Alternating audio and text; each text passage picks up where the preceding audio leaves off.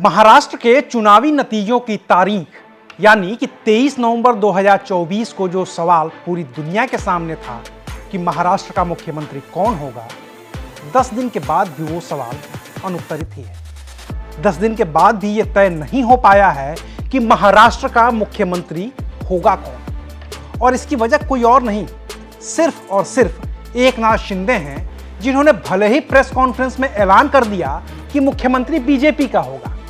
भले ही वो कहते रह गए कि शिवसेना और शिंदे की वजह से सरकार गठन में कोई दिक्कत नहीं होगी, लेकिन असल में दिक्कत शिंदे ही है। सवाल है कि क्यों?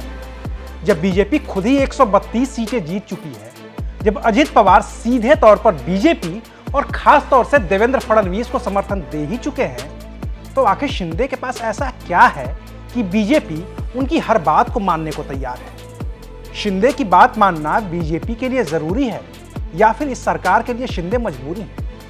आखिर क्या है शिंदे की सियासी ताकत, जिसके सामने प्रधानमंत्री मोदी और गृह मंत्री अमित शाह भी झुकते दिख रहे हैं?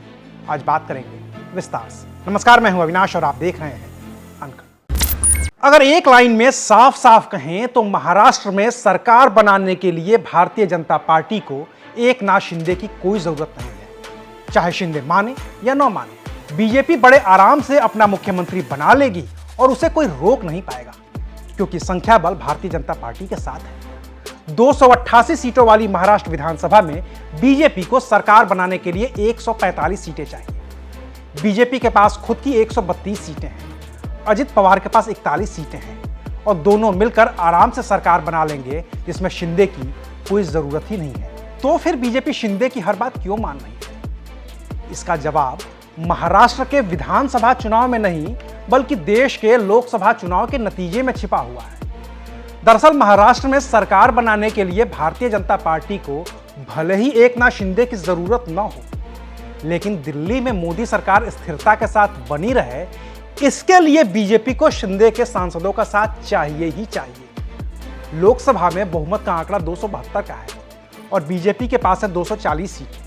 बाकी 12 सीटों के साथ नीतीश कुमार की जेडीयू, 16 सीटों के साथ चंद्रबाबू नायडू की टीडीपी, 5 सीटों के साथ चिराग पासवान की लोजपा रामविलास और 7 सीटों के साथ एकनाथ शिंदे की शिवसेना भारतीय जनता पार्टी को समर्थन दे रही है। और तब केंद्र में तीसरी बार मोदी की सरकार है। इस सरकार की स्थिरता के लिए जरूरी है कि गठबंधन के ये 4 साथी यानी कि नीतीश कुमार, चंद्रबाबू नायडू, चिराग पासवान और एकनाथ शिंदे हर हाल में बीजेपी के साथ ही रहें। लेकिन नीतीश कुमार का जिस तरह का ट्रैक रिकॉर्ड रहा है, उससे बीजेपी कभी सहज नहीं हो पाती। और अब तो बिहार में भी विधानसभा के चुनाव आने वाले हैं, तो वक्त के हिसाब से नीतीश कुमार के जज्बात कभी भी बदल सकते हैं। चंद्रबाबू नायडू अभी साथ तो हैं, लेकिन उनका भी इतिहास बीजेपी से अलगाव का रहा ही है।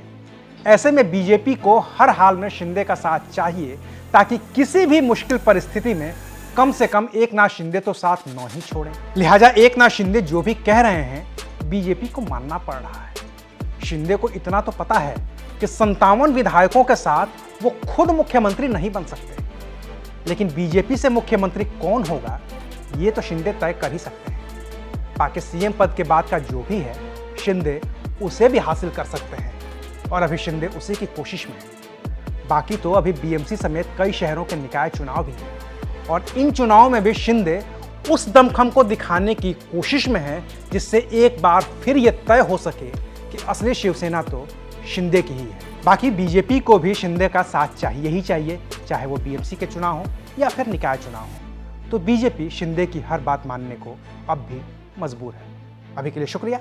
आप देख रहे थे एबीपी लाइव।